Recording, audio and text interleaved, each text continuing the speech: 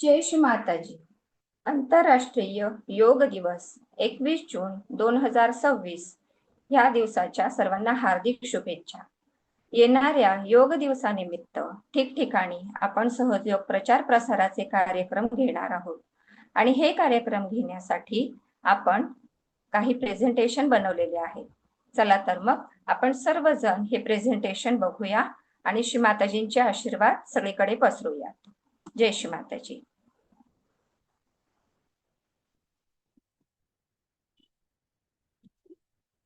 जय श्री माताजी. जसं की आपल्याला इथे पहिली पीपीटी दिसतीये, हा आपला लोगो आहे. 21 जून इंटरनॅशनल योग दिवसाचा हा लोगो आहे.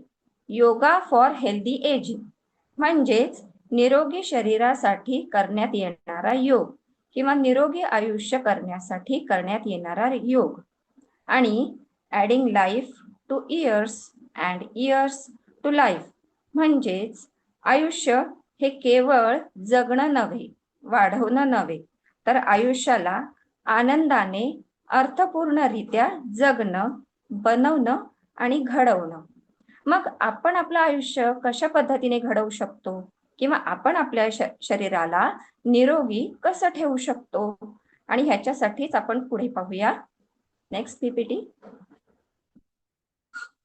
आपलं शरीर किंवा आपलं आरोग्य हे केवळ आपलं शारीरिक आरोग्य नसून ते आपलं शारीरिक, मानसिक, सामाजिक असं सर्व प्रकारचं आपलं आरोग्य असतं.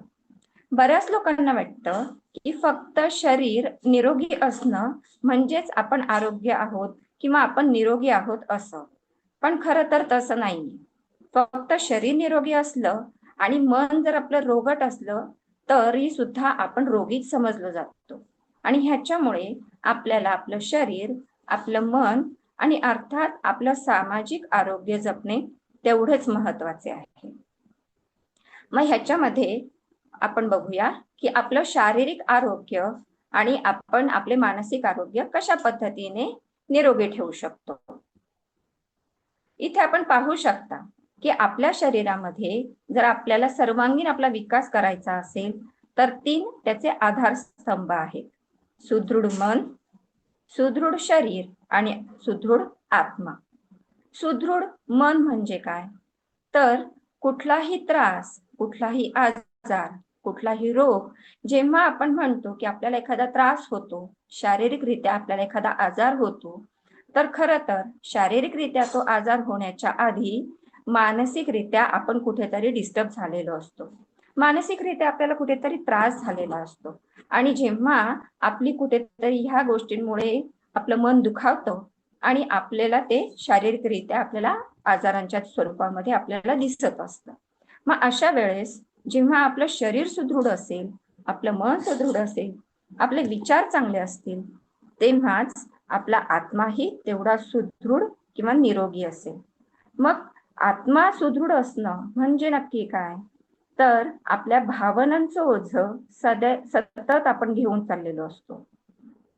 ह्या भावना म्हणजे काय, आपल्याला येणारा राग, लोभ, मद, मोह, मत्सर ह्या षटरिपूंबद्दल तर आपण सगळेच जाणतो आणि ह्या षटरिपूंमुळे आपल्या मनावरती कुठे ना कुठेतरी दडपण आलेलं असतं, जडपणा आलेला असतो, ओझं झालेलं असतं आणि म्हणूनच आपला आत्माही कुठेतरी ह्या ओझ्याखाली दडलेला असतो. मग जेव्हा आपलं मन आणि आपला आत्मा हा सुदृढ होतो तेव्हा आपलं शरीर आपोआपच एका संतुलित आयुष्य जगण्याच्या मार्गावरती जाऊ लागतं.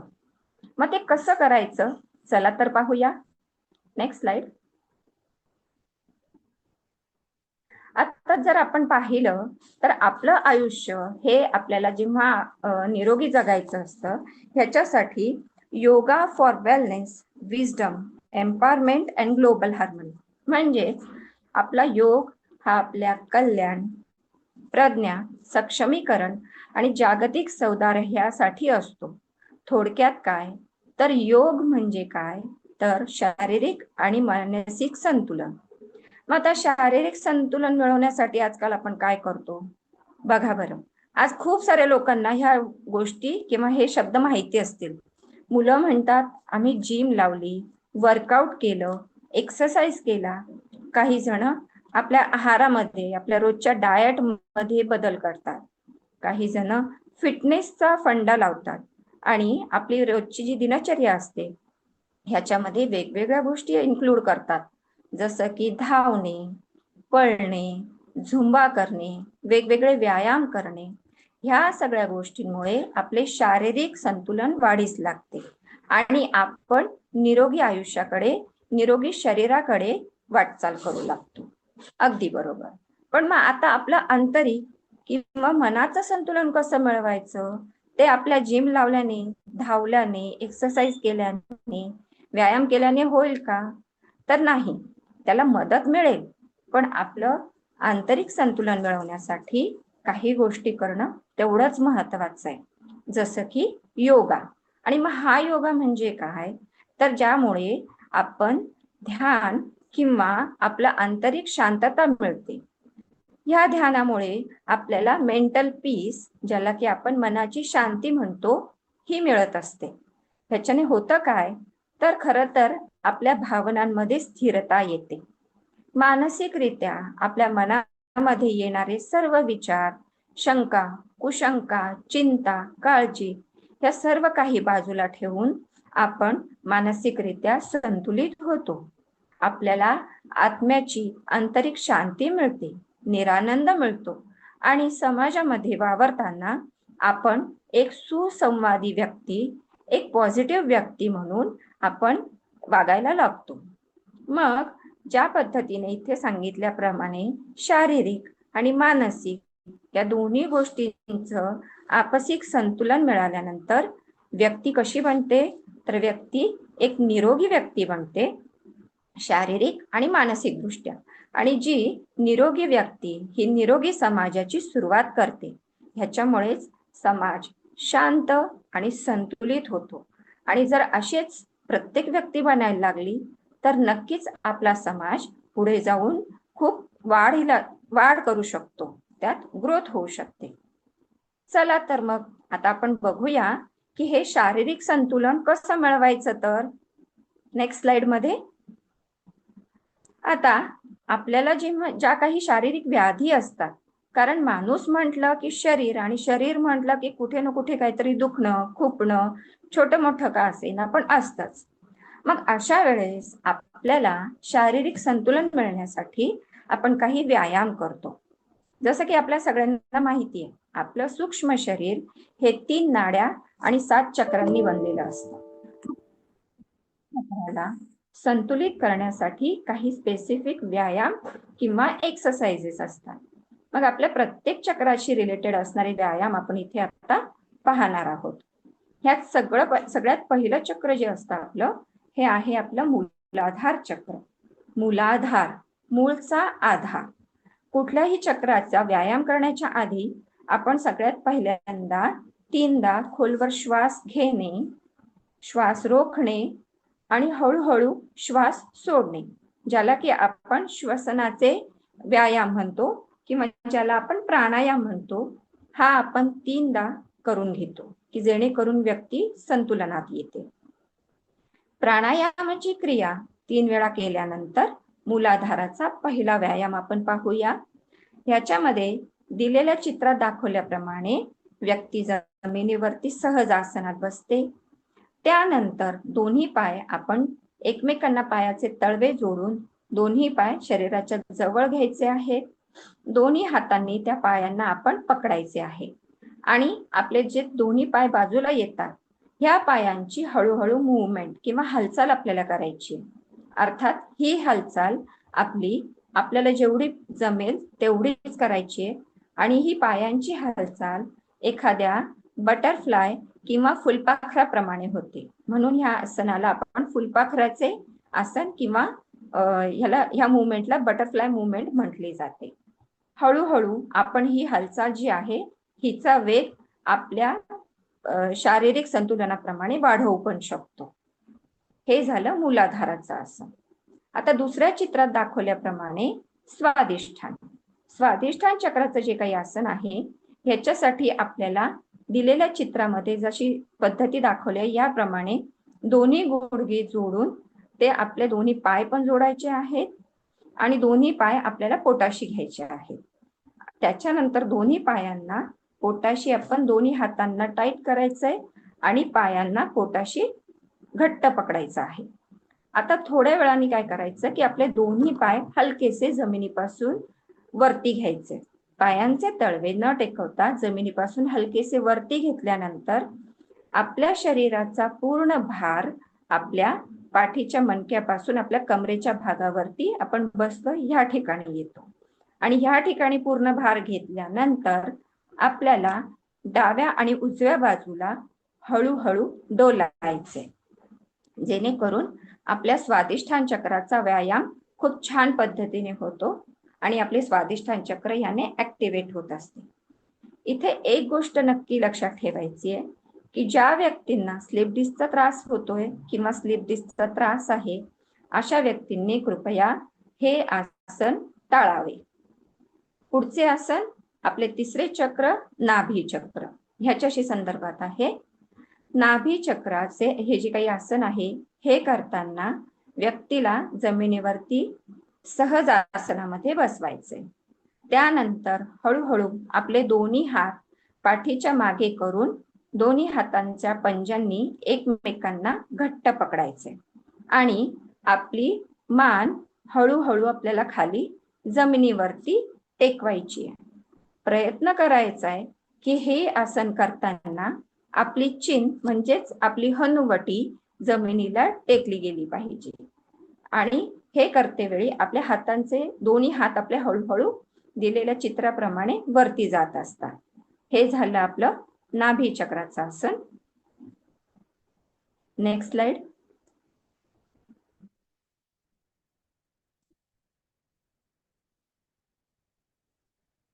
अनाहत चक्र म्हणजेच हृदय चक्र.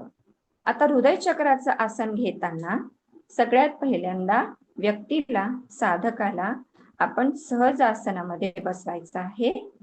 आपला उजवा हात समोर मांडीवरती ठेवायचा आहे आणि डावा हात आपला मध्य हृदयावरती आपण ठेवणार आहोत आणि 3दा आपण खोल श्वास घेणार आहोत. श्वास घ्यायचा आहे, थोडा वेळ श्वास ठेवायचा आणि नंतर हळूहळू श्वास सोडायचा. हीच पद्धत आपण 3दा अवलंबणार आहोत आणि ह्या पद्धतीने केल्यावरती आपले अनाहत चक्र स्ट्रॉंग होते. पुढे आहे आपले विशुद्धी चक्र, जे की आपल्या गळ्याच्या खोबणीमध्ये असते. विशुद्धी चक्राचे आसन करताना व्यक्तीला साधकाला आपण सहज आसनात बसूया. पुन्हा दोन्ही हात आपले मागे पाठीच्या तिकडे आपण एकत्र करायचे आणि दोन्ही हातांच्या पंजांनी बोटांनी एकमेकांना घट्ट पकडायचे. हे करताना आपली मान हलकीशी दिलेल्या चित्रामध्ये दाखवल्याप्रमाणे हळूहळू वरती करूया आणि गळा पूर्ण ताठ मान करून आपण आकाशाकडे पाहणार आहोत, जेणेकरून आपल्या गळ्यावरती किंवा विशुद्धी चक्रावरती हलकासा ताण येतो. ह्याच्याने आपले विशुद्धी चक्र स्वच्छ होण्यास फायदा होतो. आता पुढचं आज्ञाचक्र. आज्ञाचक्राचा हा जो काही व्यायाम आहे हा करताना शक्यतो आपण सूर्यप्रकाशामध्ये म्हणजेच सूर्योदयाच्या वेळी किंवा सकाळी कोवळ्या उन्हात केलेला अतिशय चांगला, जेणेकरून आपले आज्ञाचक्र स्वच्छ होण्यासाठी आपल्याला खूप फायदा होतो. आता ह्याची क्रिया कशी करायची, तर सुरुवातीला आपले दोन्ही हात आपल्याला समोर सूर्याकडे करायचे आहेत. हे आसन करताना आपल्याला उभं राहायचं आहे.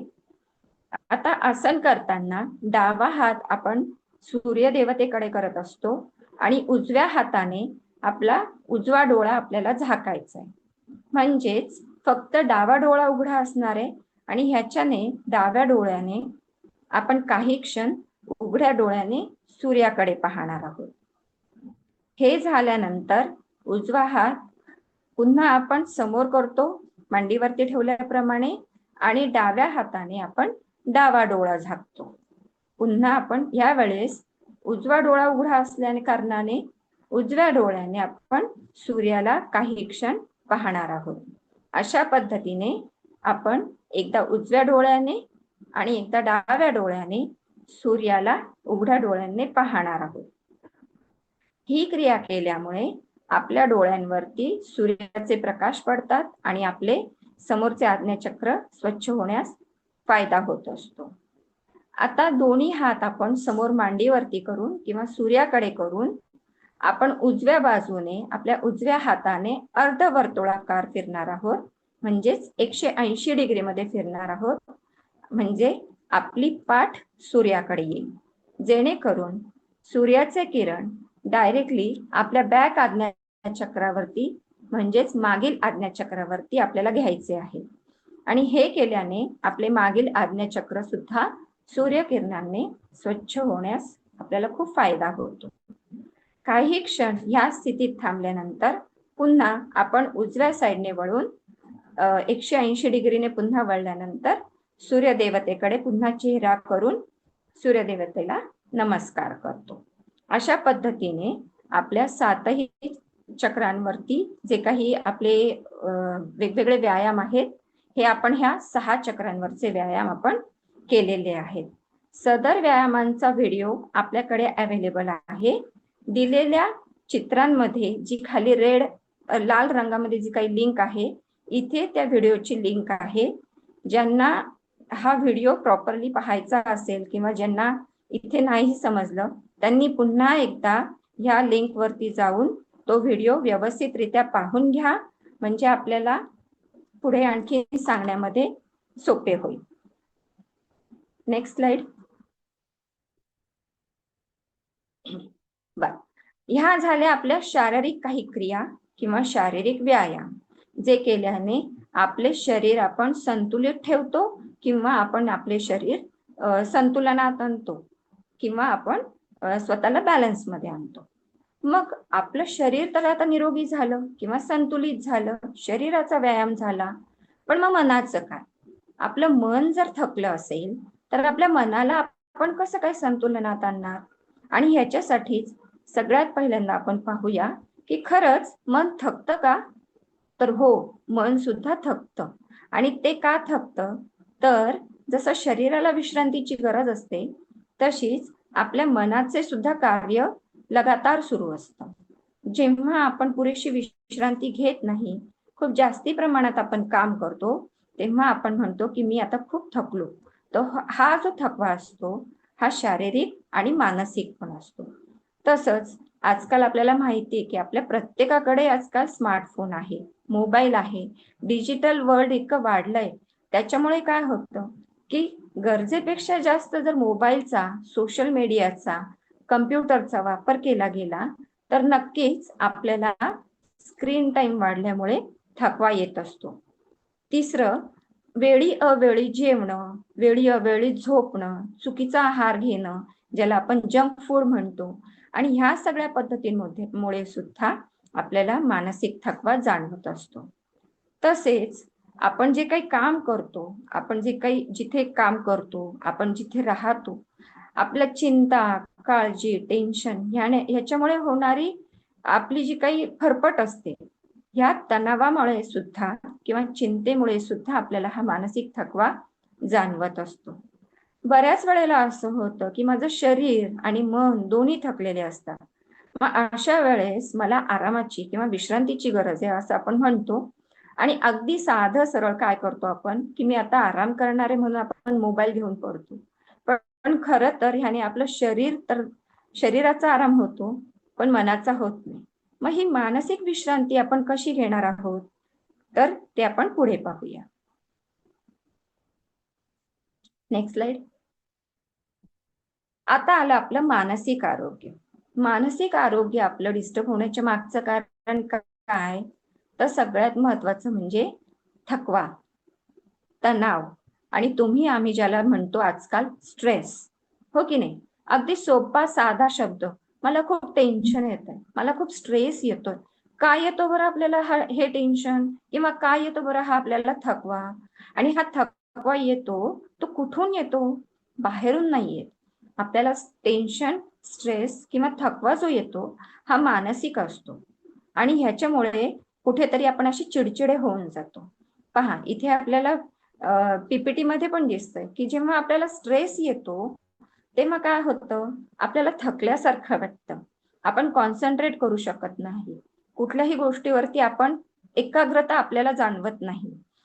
आपण म्हणतो मुलांना की तुम्ही अभ्यास करताना कॉन्सन्ट्रेट करत नाही, पण खरं तर आपल्यालाही बऱ्याचदा हा प्रॉब्लेम जाणवत असतो. त्याच्यामुळे आपली चिडचिडपणा वाढतो, आपल्याला झोप येत नाही, आपलं जेवण व्यवस्थित होत नाही, समाधान आपल्याला जाणवत नाही आणि ह्या सगळ्या गोष्टींमध्ये कुठे ना कुठे आपण मानसिकरित्या असंतुलित होत असतो. Next slide.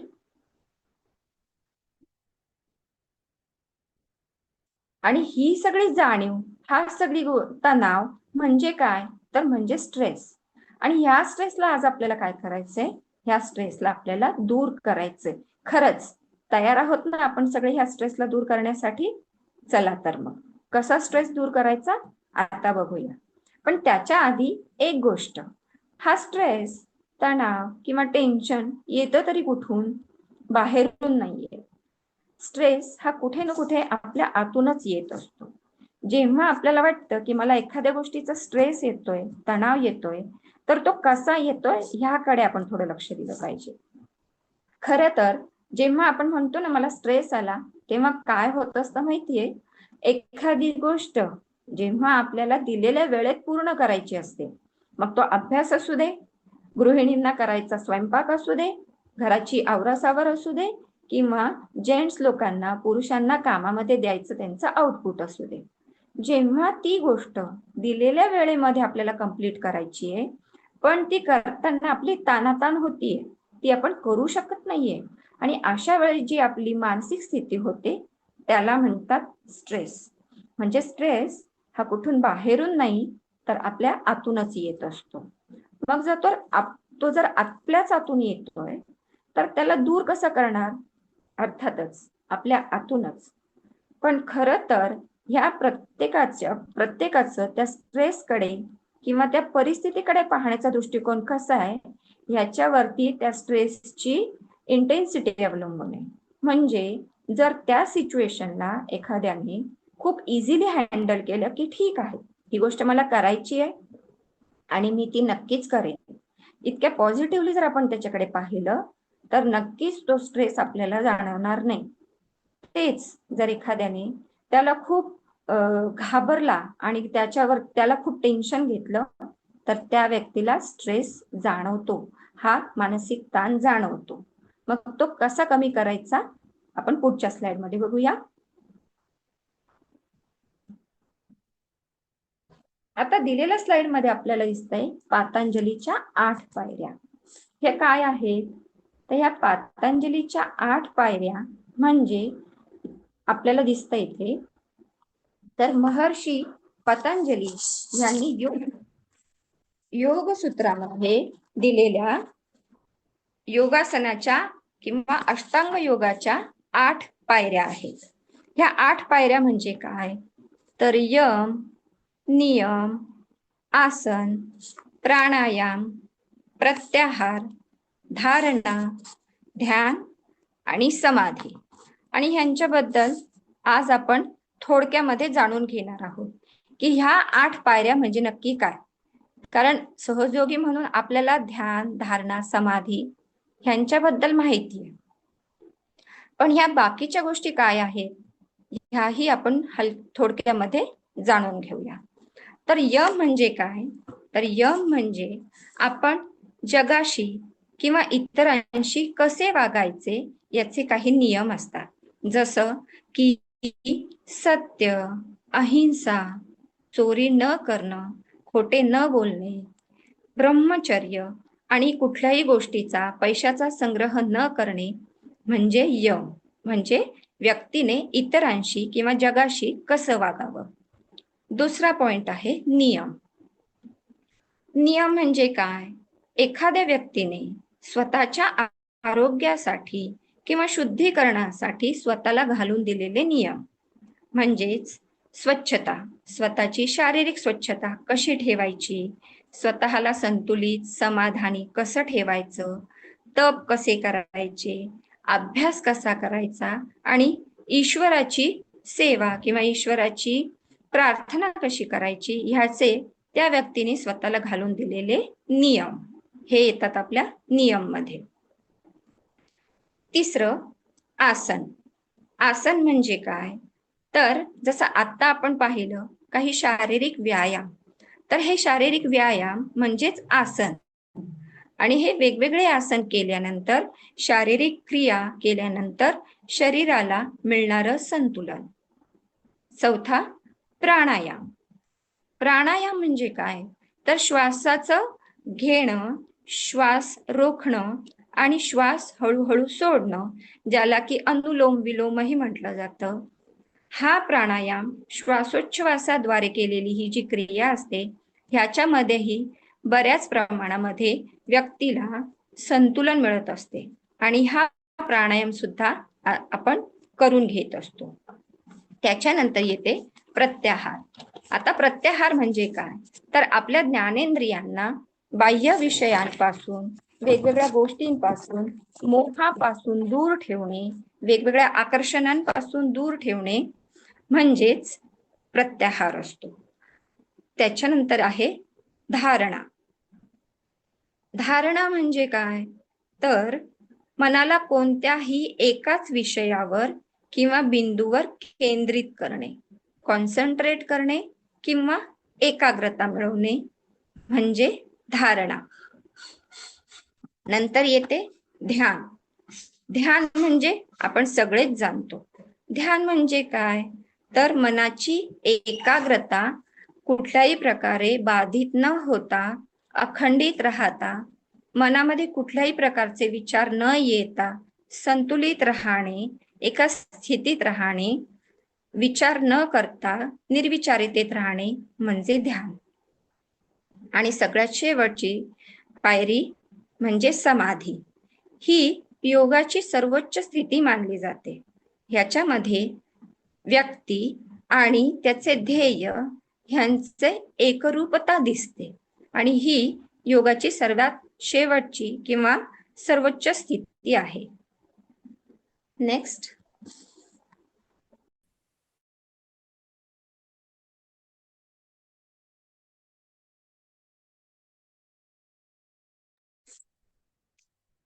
आता ह्या स्लाइड मध्ये आपण परमपूज्य श्री माताजींबद्दल थोडीशी माहिती सांगणार आहोत, जेणेकरून श्री माताजी निर्मला देवी कोण आहेत ह्याची माहिती आपल्याला लोकांना सांगायची आहे. श्री माताजी निर्मला देवी यांनी आपल्याला सहजयोग ध्यान धारणेबद्दल सांगितलेले आहे. त्या सहजयोग ध्यानाच्या संस्थापिका आहेत. जगभरामध्ये त्यांना श्री माताजी म्हणून ओळखले जाते. त्यांचे संपूर्ण नाव सौ निर्मला देवी श्रीवास्तव किंवा आपण त्यांना श्री माताजी नावाने ओळखतो. त्यांनी स्वतः वैद्यकशास्त्र आणि मानसशास्त्राचा अभ्यास केला आहे. तसेच नोबेल शांतता पुरस्कारासाठी त्यांना 2 वेळा नामांकनही मिळालेले आहे आणि मानवरत्न पुरस्कारानेही त्यांना सन्मानित केले गेले आहे. परमपूज्य श्री माताजींनी 5 मे 1970 रोजी नारगोळ येथे सामूहिक आत्मसाक्षात्काराची प्रक्रिया शोधली आहे. श्री माताजी स्वतः ह्या प्रक्रिये केल्याने लोकांना आत्मसाक्षात्कार मिळवून देतात आणि हीच क्रिया आपण इथे करणार आहोत. ह्या ध्यानाने आपल्याला आत्मिक शांती किंवा मनाची शांती मिळते. नेक्स्ट.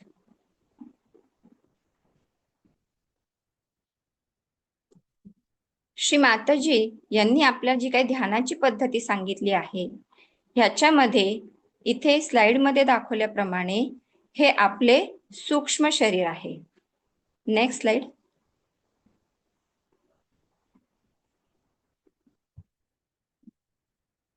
आपले बाह्य शरीर जरी प्रत्येकाचे आपण वेगवेगळी इंडिव्हिज्युअलिटी असली, प्रत्येकाची पर्सनॅलिटी वेगळी असली, तरी आंतरिक शरीर आपले सगळ्यांचे 3 नाड्या आणि 7 चक्रांनी बनलेले असते. ह्यामध्ये आपल्या मध्य नाडीवरती आपले 7 चक्र स्थिर झालेले असतात आणि प्रत्येक नाडी किंवा प्रत्येक चक्रावरती आपल्याला विशिष्ट कार्यपद्धती किंवा विशिष्ट गुण पण मिळत असतात. जसं की इथे आपल्याला दिसतंय प्रत्येक चक्राचे नाव, इथे आपण सहयोगामध्ये प्रत्येक चक्राचं नाव आपल्याला दिलं गेलेलं आहे. तसेच प्रत्येक चक्रावरती मिळणारे गुणधर्म किंवा क्वालिटीही आपण इथे पाहू शकतो. तसेच प्रत्येक चक्र आपल्या शरीरातल्या काही विशिष्ट अवयवांचे कार्य केंद्रित करत असते, जेणेकरून त्या शरीरातल्या अवयवांचे कार्य व्यवस्थितरित्या चालू राहते आणि आपण निरोगी आयुष्य जगत असतो. जेव्हा एखाद्या व्यक्तीला शारीरिकरित्या काही त्रास होत असतो, तेव्हा त्याचा नक्की कुठल्या अवयवांचा त्रास आहे आणि ते अवयव कुठल्या चक्राशी निगडित आहेत हे पाहून त्या पद्धतीने आपण त्याला ध्यानाची स्थिती आणखीन उंचवण्यासाठी सांगतो आणि जेणेकरून तो व्यक्ती अजून शारीरिकरित्या संतुलनात येते किंवा निरोगी आयुष्य जगण्यासाठी ती व्यक्ती पुढे कार्यरत राहते. नेक्स्ट.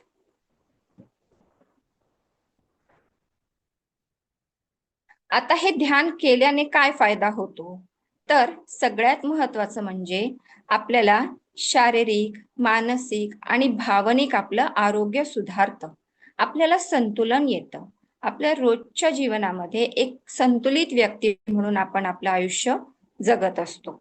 आपल्याला अंतर्मन म्हणजे मानसिक शांतता मिळते, आनंद, समाधान, प्रेमपूर्वक आपण समाजामध्ये वावरायला लागतो. आपल्याकडे पाहण्याचा समाजाचा दृष्टिकोन बदलतो. व्यक्ती विवेकपूर्ण आणि शहाणपणाने निर्णय घेण्याची क्षमता त्या व्यक्तीची वाढते आणि त्याच्यामुळे समाजामध्ये सुद्धा आपली एक चांगली स्थिती निर्माण होते. खूप सारे आजार जे जटिल असतात किंवा खूप वर्षांपासून दीर्घ काळापासून सुरू असतात, अशा आपल्याला आजारांमध्ये सुद्धा किंवा समस्यांमध्ये आपल्याला सहयोगाचे ध्यान केल्यानंतर सुद्धा हळूहळू सकारात्मक परिणाम दिसू लागतात. आता हे झालं आपलं शारीरिक किंवा सर्वसाधारण फायदे. पण कॉर्पोरेट सेक्टर किंवा जे लोक जॉब करत आहेत, कॉर्पोरेटमध्ये काम करत आहेत किंवा ज्यांना स्ट्रेस येतो, टेन्शन येतं, अशा लोकांसाठी काय फायदे आहेत?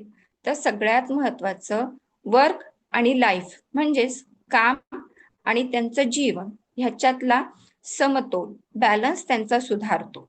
म्हणजे व्यक्ती दोन्हीकडे संतुलित राहते. त्यांचे आपापसामध्ये असणारे कामावरती, जॉबमध्ये, ऑफिसमध्ये असणारे संबंध चांगले होतात, वाढीस लागतात. व्यक्तींमध्ये सकारात्मक आणि विधायक दृष्टिकोन विकसित होतो. जसं आपण म्हणतो की एखाद्या प्रॉब्लेमकडे पाहिल्यानंतर त्याच्याकडे पॉझिटिव्हली आपण पाहतो आणि पॉझिटिव्ह आपल्याला त्याच्यातून सोल्युशन्स काढण्याची आपली वृत्ती निर्माण होत असते. त्यानंतर नैतिक मूल्य म्हणजे जे काही आपले नैतिक मूल्य असतात त्यांची आपण जपणूक करतो. अशा व्यक्तीला स्ट्रेस आला जरी, कारण स्ट्रेसची सिच्युएशन आपण नाही कमी करू शकत, पण स्ट्रेस आल्यानंतर आपण स्वतःला जास्तीत जास्त प्रमाणामध्ये संतुलनात ठेवून आपली नैतिक मूल्य आपण जपू शकतो आणि तणावपूर्ण परिस्थितीला पण आपण हाताळू शकतो. त्यानंतर आपल्याकडून होणारं कार्य हे सर्जनशील आणि गतिशील म्हणजेच नवनवीन पद्धतीने आणि जास्त आउटपुट देऊन प्रोडक्टिव्हिटी आपली वाढते आणि आपण इनोव्हेटिव्हली चांगल्या पद्धतीने कार्य करू शकतो. नेक्स्ट. मग इतकं सुंदर असणारं हे ध्यान धारणा किंवा हे जे आहे सहयोगाचे ध्यान, हे कसं बरं मिळवायचं? तर शारीरिक व्यायाम तर आपण करून पाहिले, पण आंतरिक फायदे जे काही आपल्याला ध्यानाने मिळतात हे करायचं तरी कसं? तर ह्याच्यासाठी आपण साधकांना आत्मसाक्षात्कार देणार आहोत आणि ह्याच्यासाठी आपण पुढची स्लाइड पाहूया. आत्मसाक्षात्काराच्या स्टेप्सला किंवा स्थितीला सुरुवात करण्याच्या आधी काही गोष्टी आपल्याला त्यांना सांगायच्या आहेत. याच्यामध्ये सगळ्यात महत्वाचं म्हणजे जर व्यक्तीने पायामध्ये जोडे चप्पल शूज घातले असतील तर त्यांना ते आपण काढून ठेवायला सांगूयात. चष्मा गॉगल कोणी लावला असेल तर ते काढून ठेवायला सांगतो आपण.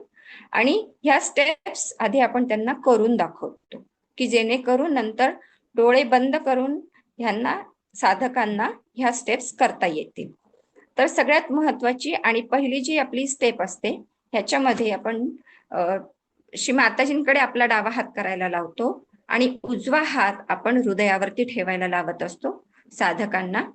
अर्थात आत्मसाक्षात्काराच्या स्टेप्स जेव्हा सुरू असतात तेव्हा आपली श्री माताजींची प्रतिमा पीपीटी वरती दाखवलेली असणं गरजेचं आहे. तर उजवा हात आपण हृदयावरती ठेवून साधकांना डोळे बंद करायला लावतो आणि इथे आपण प्रार्थना घ्यायला लावतोय, श्री माताजी मी आत्मा आहे. ही प्रार्थना आपण त्यांना मनातल्या मनात 3दा पुन्हा रिपीट करायला लावणार आहोत. आणि हे करताना आपला पूर्णपणे लक्ष, आपलं चित्त आपल्याला हाताखाली ठेवायचंय हेही आपण त्यांना सांगू शकतो. त्यानंतर तोच आपला उजवा हात आपण आपल्या कपाळावरती आडवा ठेवतो. जिथे आपण कुंकू लावतो इथे आपण हात आडवा ठेवणार आहोत. मान थोडीशी खाली झुकवायला सांगायची आहे आणि इथे आपण प्रार्थना घेतो, श्री माताजी मी स्वतःला आणि सर्वांना क्षमा करते. ही प्रार्थना ही आपण 3दा म्हणतो आणि साधक ही प्रार्थना मनातल्या मनात पुन्हा रिपीट करीत असतात.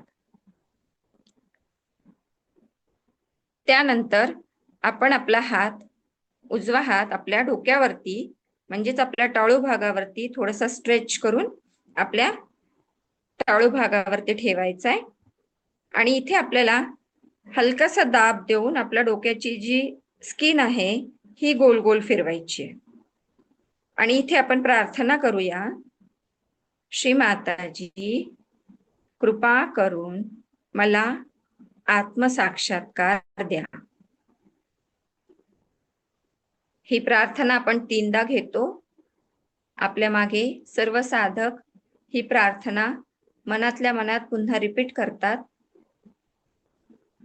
आणि ही 3दा प्रार्थना झाल्यानंतर हळूहळू आपण आपला उजवा हात पुन्हा मांडीवरती घ्यायला सांगायचा आहे आणि ह्या स्थितीमध्ये 2 मिनिट शांत बसून आपल्याला इन्स्ट्रुमेंटल म्युझिक लावून काही क्षणांसाठी आपण इथे निशब्द ध्यान घेतो.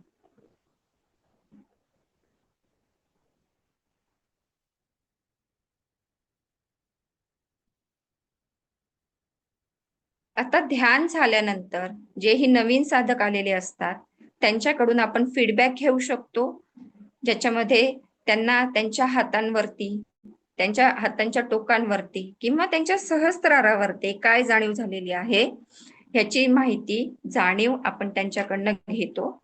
आणि त्याचबरोबर सहयोग ध्यान घरी पुन्हा कसे करायचे ह्याच्याबद्दल जास्त अजून माहिती कशी मिळवायची ह्याच्यासाठी ही पुढची स्लाइड आहे. ह्याच्यामध्ये आपण त्यांना लर्निंग सहज योगा ह्या युट्यूब चॅनल बद्दल माहिती द्यायची आहे, ज्या चॅनलवरती मराठी, हिंदी किंवा इंग्लिशमध्ये नवीन साधकांनी सहयोग ध्यान धारणा म्हणजे काय, घरी ध्यान कसे करायचे, मीठपाणी कसे करायचे किंवा सहयोगाच्या पुढच्या नाडी चक्र यांच्याबद्दलची सगळी माहिती सत्रांवाईज म्हणजे सत्र 1, सत्र 2 या पद्धतीने तिथे दिलेली आहे. तर त्या पद्धतीने आपण त्यांना लर्निंग सहज योगा या युट्यूब चॅनलची माहिती सांगू शकतो. तसेच freemeditation.com नावाची ही जी वेबसाईट आहे ह्याच्यावरती सुद्धा इंग्लिश मध्ये खूप सुंदर माहिती सहयोगाबद्दल साधकांना मिळते. आणि टोल फ्री नंबर जो की आपला आहे 1800-30-700-800 ह्या टोल फ्री नंबर वरती सुद्धा आपण त्यांना कॉल करू शकतो. हा नंबर यासाठी की जर साधकांना ध्यान धारणा करताना सहयोगामध्ये काही प्रॉब्लेम आले, काही अडचणी आल्या किंवा काही गोष्टी जर त्यांना समजल्या नाही तर ते कधीही या टोल फ्री नंबर वरती कॉल करून त्यांच्या शंकेचे समाधान ते करू शकतात. त्यासाठी आपण ह्या तिन्ही गोष्टी त्यांना सांगायच्या आहेत. तर अशा पद्धतीने येणाऱ्या 21 जून 2026 रोजी जो काही आपला इंटरनॅशनल योग दिवस आहे, आंतरराष्ट्रीय योग दिवस आहे, ह्याचे वेगवेगळ्या ठिकाणी आपण जे काही कार्यक्रम घेणार आहोत त्या संदर्भात हे PPT चे प्रेझेंटेशन आहे. जय श्री माताजी.